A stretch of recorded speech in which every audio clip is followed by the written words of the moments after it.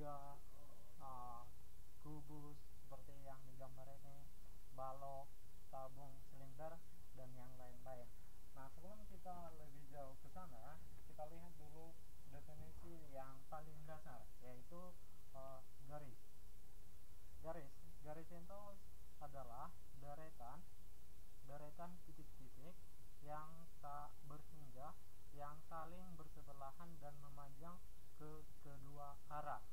Nah, contohnya kita ambil, ini ada sebuah kubus A B C D E F G H.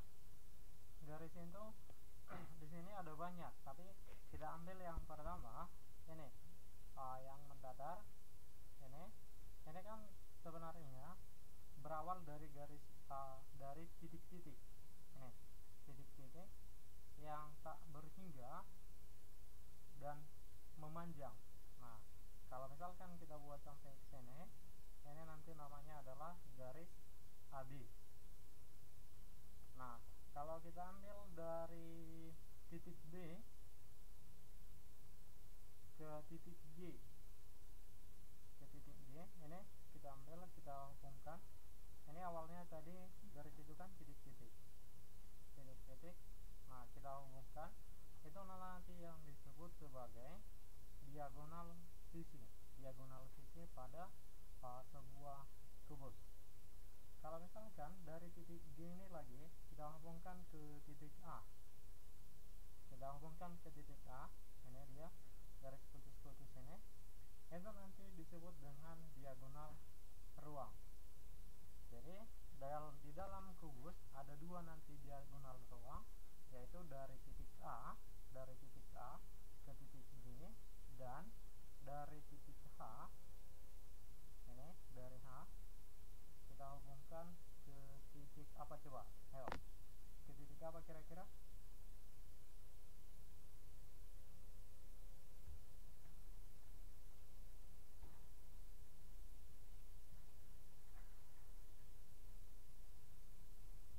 Ya, ke titik B.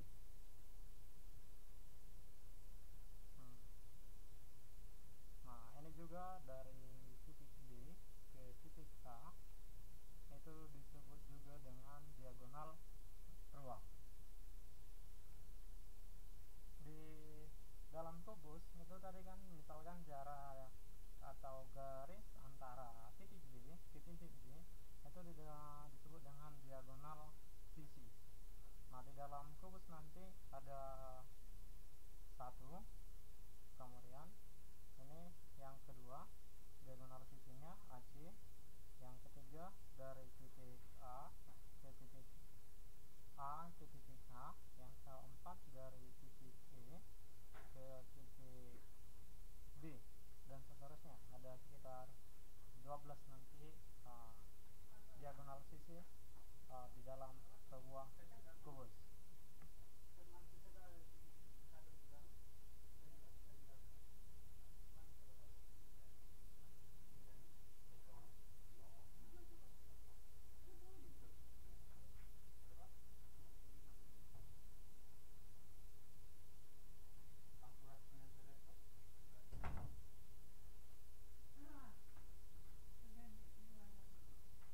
Yang kedua yaitu adalah bidang.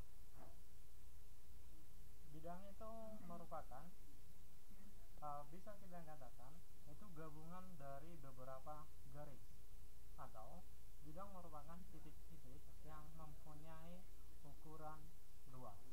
Yang namanya bidang pasti ada luasnya. Misalkan ini ada sebuah bidang ABCD. Bidang ABCD itu di sini bangun ruangnya apa kira-kira? Bangun ruangnya apakah dia segitiga, persegi, persegi panjang, atau kubus? Bidang ABCD.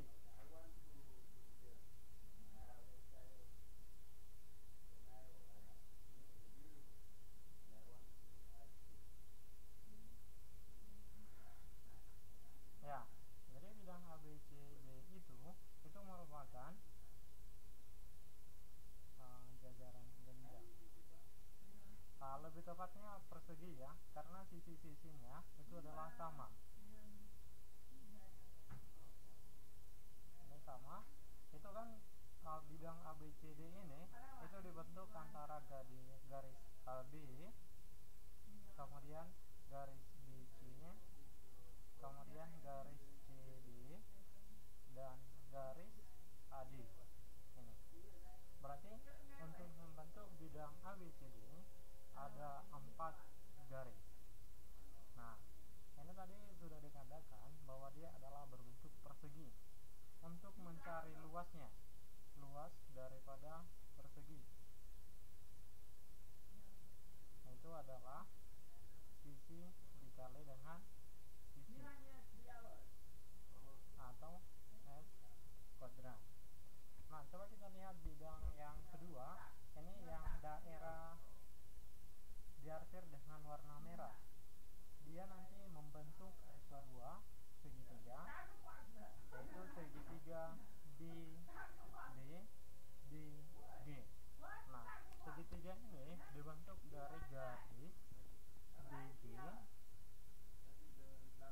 kemudian garis DG, ini garis DG, dan garis BD. Berarti ada 3 garis yang membentuk segitiga BDG. Untuk mencari luas segitiga, masih ingat apa rumus untuk mencari luas segitiga?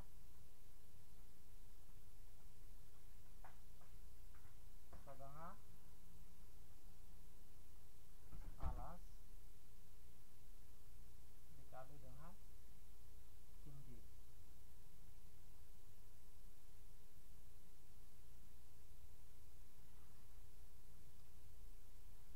Nah, selanjutnya kita akan melihat hubungan-hubungannya, hubungan antara titik dengan garis dan bidang. Ini ada 5 hubungannya. Yang pertama adalah hubungan antara titik dengan garis, kemudian antara titik dengan bidang, kemudian antara 2 buah garis, selanjutnya hubungan antara garis dengan bidang, dan yang terakhir nanti adalah hubungan antara 2 buah bidang. Nah, kita lihat satu persatu. Yang pertama, kita lihat kedudukan antara titik dengan garis. Nah, kalau di sini kan, kalau kita perhatikan, di sini ada banyak sebenarnya titik A, B, C, D, E, F, G, ditambah lagi dengan titik Q dan titik P. Nah, kalau ditanya ada berapa garis di sini, coba ada berapa garis di dalam bangun ruang ini? Ada berapa garis?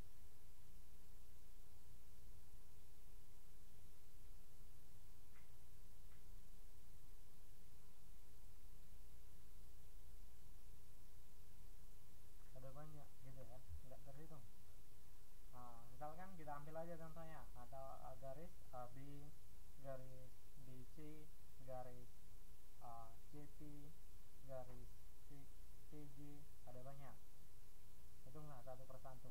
Nah, tapi yang mau kita lihat itu adalah hubungannya, hubungan antara titik dan garis, atau disebut itu nanti dengan kedudukan titik itu terhadap garis. Nah, kita ambil contohnya, misalkan ini ada titik P. Nah, titik P ini ada 2 bisa posisinya. Yang pertama, dia nanti bisa terletak pada kubus, artinya dia di dalam, terletak pada kubusnya. Nah, contohnya itu kalau kita lihat berdasarkan garis CG. Nah, titik P itu kan berada di dalam garis CG, garis ini.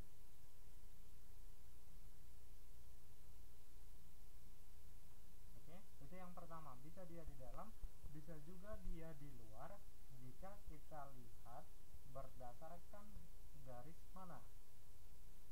Kalau misalkan kita lihat berdasarkan garis DS, maka titik P itu kan berada di luarnya, tidak berada di antara garis DS. Nah,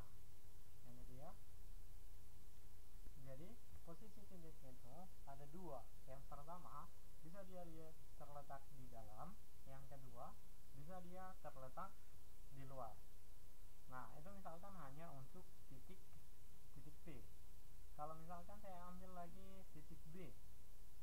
Titik B ini itu bisa berada di dalam, bisa terletak di dalam jika kita lihat dari garis ini, dari garis AB atau garis AK atau garis BQ.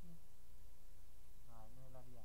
Tapi bisa juga nanti dia di luar jika kita lihat berdasarkan garis.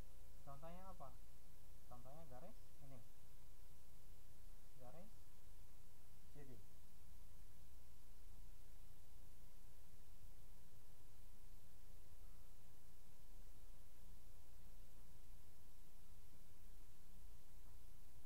Nah, kalau misalkan saya ambil lagi contohnya, kita ambil misalkan dia sini titik titik H.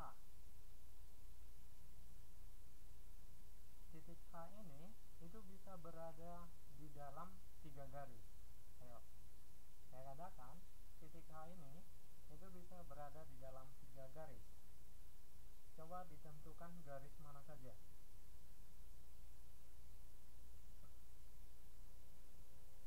Yang sudah ada di sini ya, jangan dibuat garis tambahan.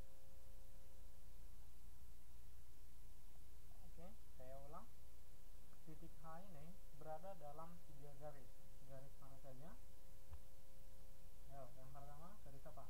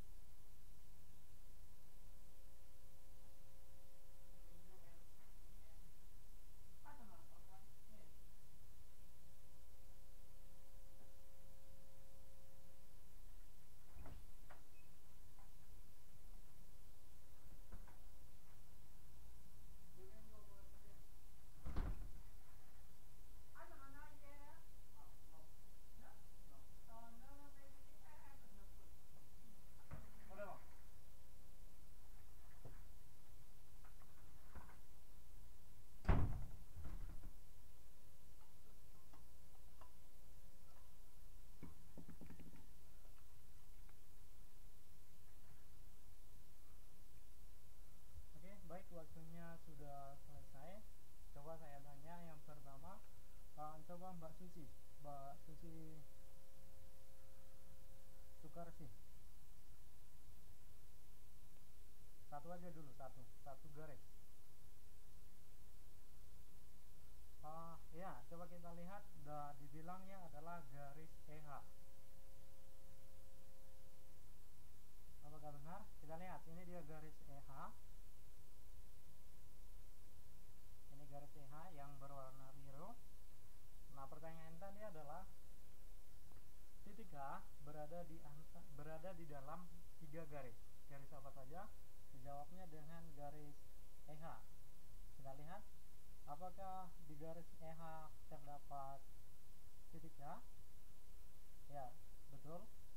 Jadi titik H itu berada di dalam garis EH.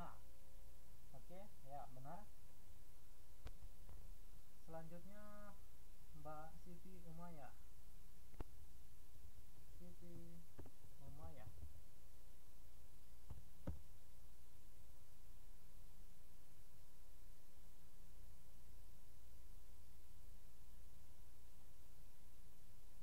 Apakah ada orangnya? Atau sudah tidur?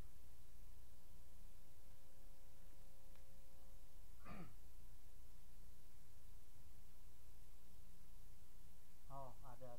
Di garis apa saja dia, Mbak? Satu aja, satu garis.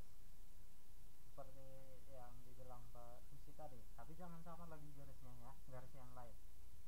Ayo.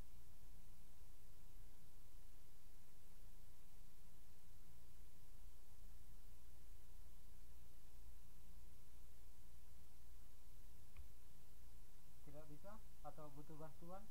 Di sini bisa mendapatkan 3 bantuan. Bisa call a friend, bisa diminta kawannya siapa yang kira-kira bisa menjawab. Nanti nilainya bagi 2. Tapi kalau salah jadi minus ya. Enggak. Bercanda. Oke, garis FG. Kita lihat. Sabar Mbak Ume ya. Garis FG. Mana dia garis FG?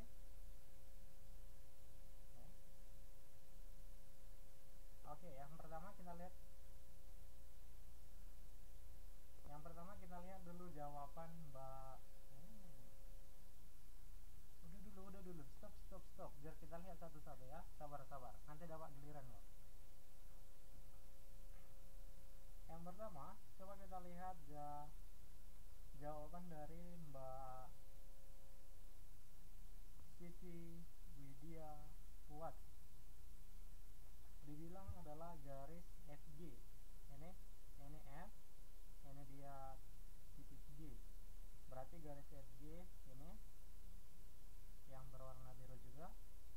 Nah, coba lihat. Apakah titik H berada di dalam garis FG ini? Apakah dia berada di dalam? Ya, tidak. Ya, berarti titik FG atau garis FG, garis FG itu bukan ya. Coba kita lanjut, misalnya jawaban dari Mbak Umi Manawiyah. Dia katakan itu berada di garis HG. Kita lihat mana dia garis HG. Ini dia titik H, ini dia titik G. Kita hubungkan. Oke. Apakah titik H berada di dalam garis HG ataupun GH? Ya, termasuk. Nah, berarti ini yang kedua. Ini dari yang pertama. Satu lagi. Ayo, satu lagi. Oh, Mbak Siti lagi menjawab. Dia katakan dengan garis AD. Mana garis AD? Ini dia titik B. Ini titik A.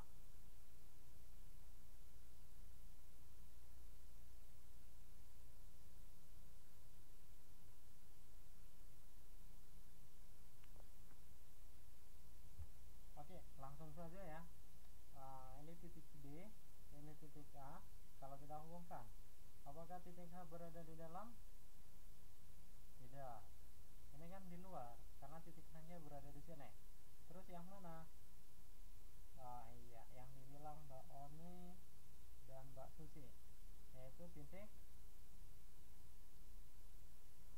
H dan titik D.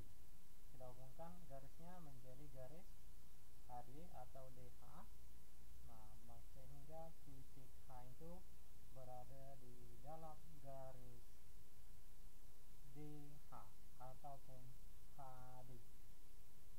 Tapi biasakan di dalam matematika, kalau misalkan itu membuat garis bidang ataupun bangun ruang, itu selalu dimulai dari abjad.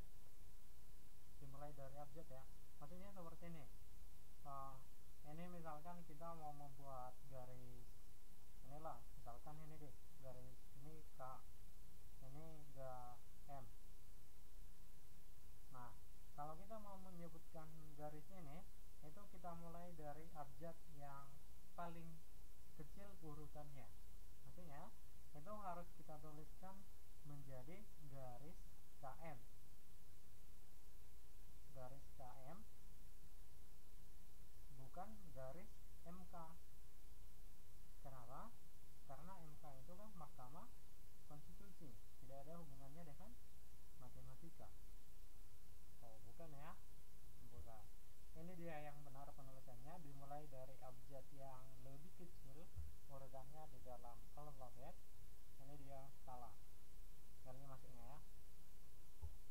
Nah, oke, itu tadi pertanyaan ya, dia yang terletak di dalam. Sekarang pertanyaan kedua itu yang terletak di luar.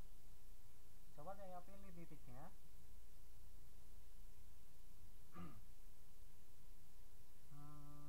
Saya pilih titiknya adalah ini, titik F. Ini dia titiknya.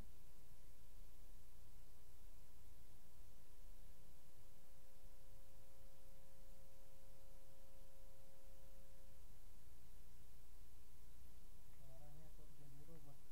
Emang ada robot di sini ya? Udah robot. Lagi pilek soalnya, lagi agak aneh suaranya. Oke, saya ketikkan pertanyaannya. Titik F berada di luar garis titik. Ini sebenarnya ini ada banyak, tapi kita coba hanya 3 aja. 3 aja. Coba dipikirkan dalam waktu 1 menit. Saya rasa cukup waktunya 1 menit. Titik F, ini dia titik F-nya. Itu berada di luar garis apa aja? Sebutkan 3 garisnya. Saya akan tunjuk nanti orangnya, tapi berkat dulu.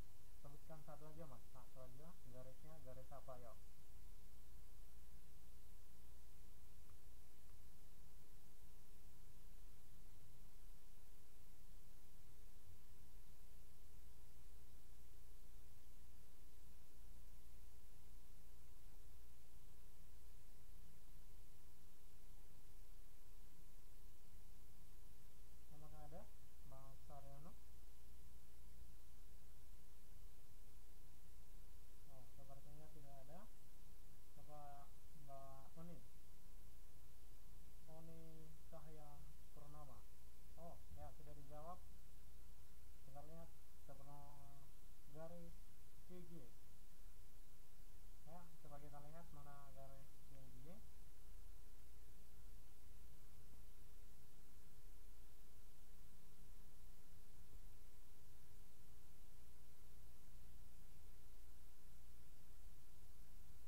Ya, ini dia titik C, ini titik G, gabungkan, ini dia garis CG. Nah, di garis CG ini itu kan tidak terdapat titik F. Kalau tidak terletak atau tidak terdapat, berarti dia berada di luar. Ya, betul. Yang pertama adalah garis CG. Coba yang kedua, Mbak siapa tadi saya bilang? Dulu ya, Mbak Oni.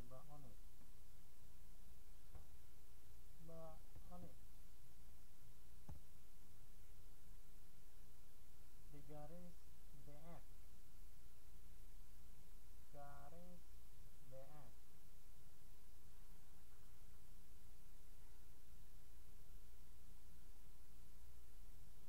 Nah, ini garis BF.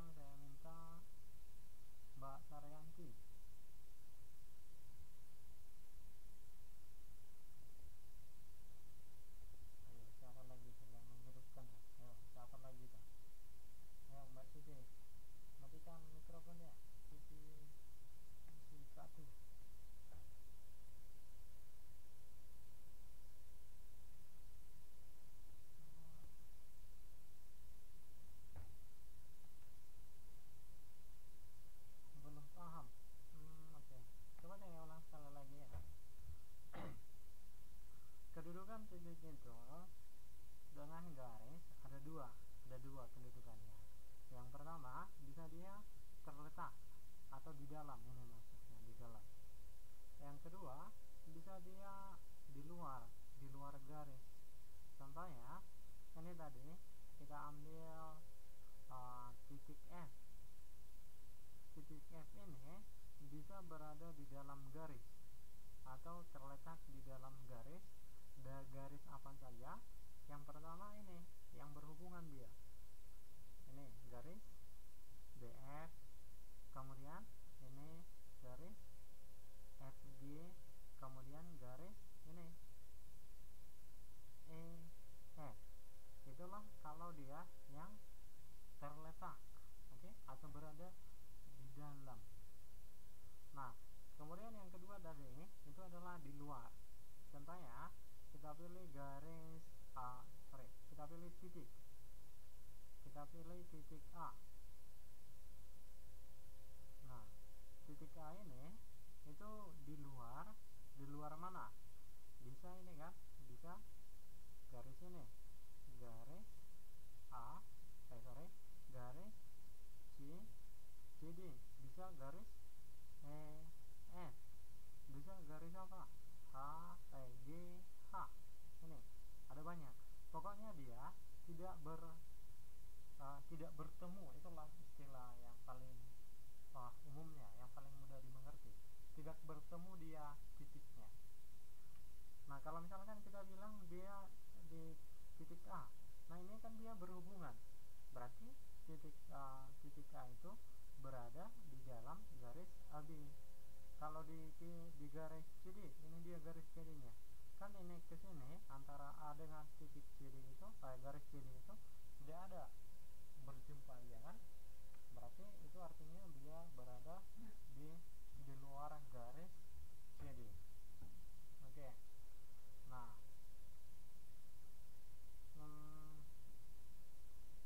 satu lagi tadi yang belum ya, titik F itu berada di luar garis mana? Ayo, satu lagi.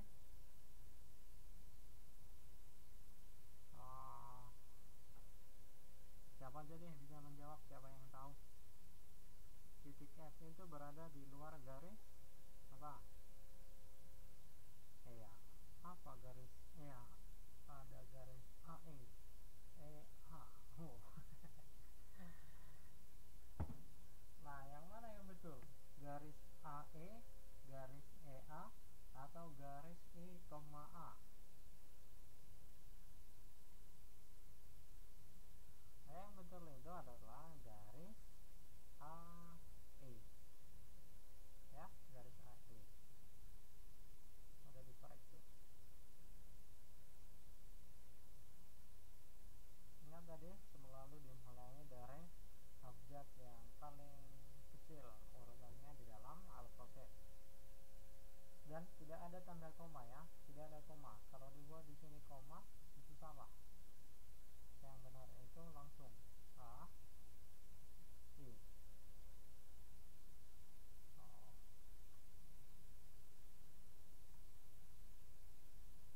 Oke, saya rasa cukup. Coba kita lanjutkan lagi dengan kedudukan antara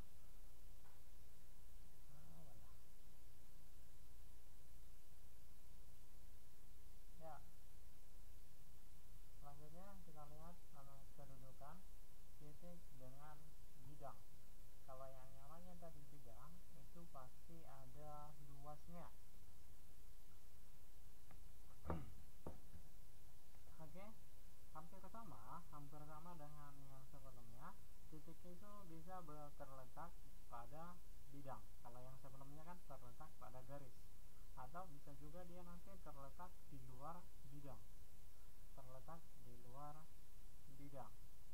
Nah, di sini ada banyak sekali bidang. Coba apakah kalian sudah paham mengenai bidang ini? Kalau saya sebutkan yang berwarna biru, yang ini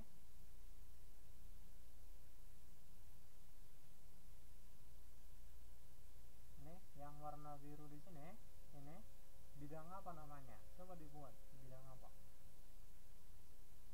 Dalam abjad ya, dalam abjad. Yang warna biru, bidang apa dia?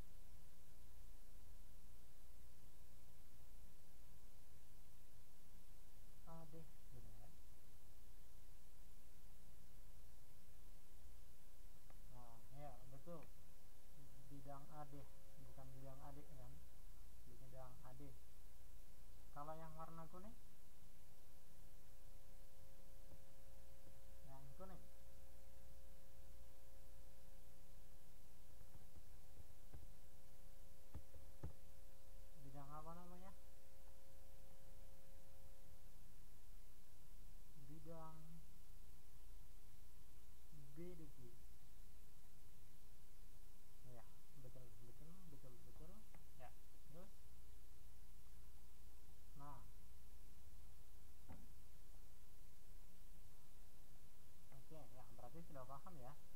Nah, coba kita lihat yang pertama, dia yang terletak di dalam bidang atau yang terletak pada bidang, sama aja. Titik B. Nah, titik B ini itu bisa berada dalam bidang yang pertama, ini bidang yang warna hijau ya, ini yang agak biru, ini bisa terletak pada bidang A, B, C, D. Ini. Selain pada bidang A, B, C, D, bisa juga terletak pada bidang ini yang saya warsir. Bidang apa namanya? Yuk, kita mulai dari bidang B, C, coba lanjutkan. Oke, ya bisa juga seperti yang dibilang Mbak Susi sama Mbak Sri, bisa juga dia terletak pada bidang B, D, G. Kalau yang saya arsir ini terletak pada bidang apa dia? B, C,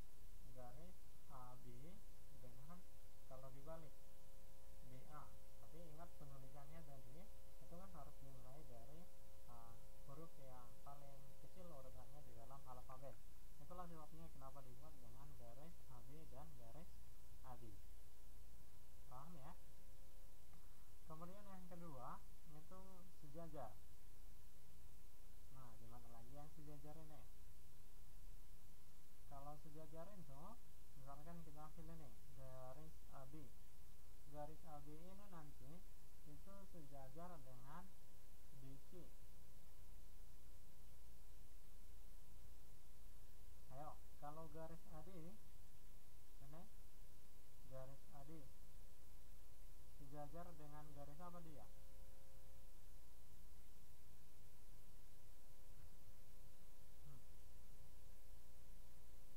Ya, garis sejajar dengan garis BC. Sejajar lagi dengan garis apa?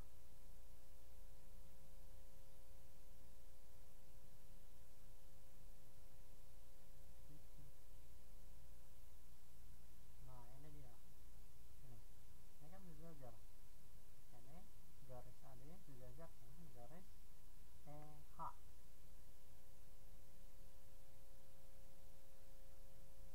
Oke, itu yang kedua. Kemudian yang ketiga itu berpotongan. Contohnya kita ambil lagi garis AB. Garis AB ini itu berpotongan dengan garis BC.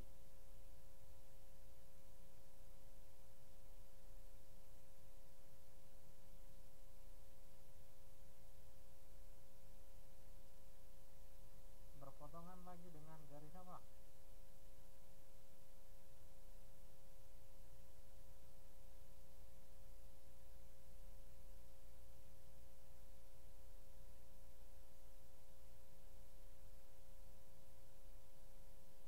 Ya, bisa lagi berpotongan dengan garis AD. Ya. Kalau misalkan titik garis ini garis EF.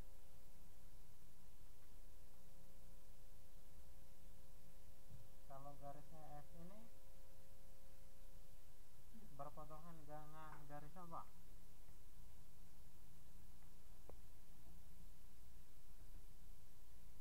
Ini berpotongan dengan siapa dia?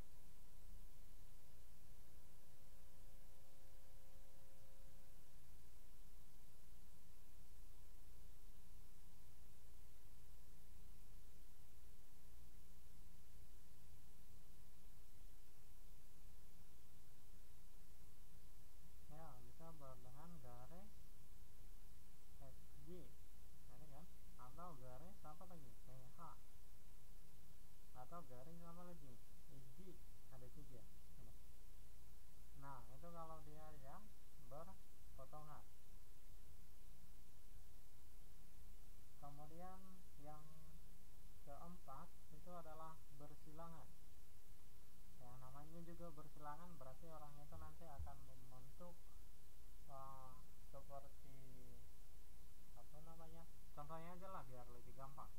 Mungkin nanti kalian bisa menentukan. Ini saya ambil garis api. Ini garis api. Garis api ini kemudian saya tarik lagi nih. Nah, garis BG. Ini kan nampak dia membentuk apa dia? Seperti huruf X. Itu artinya dia saling bersilangan, disilang.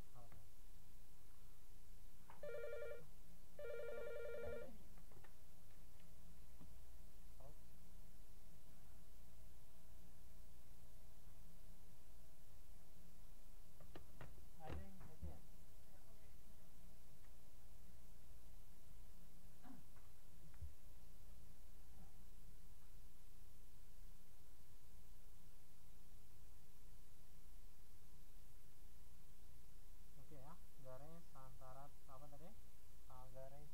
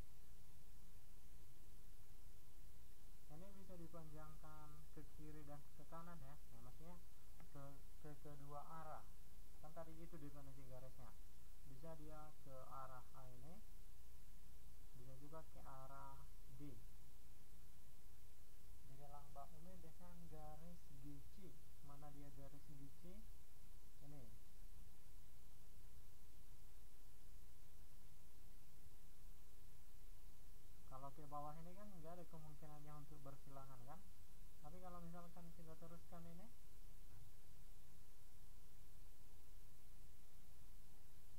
ya ini sudah nampak dia, berarti nanti dia akan bersilangan kira-kira di sini. Oke, berarti bisa juga garis AD dengan garis CG ya, bukan garis BC.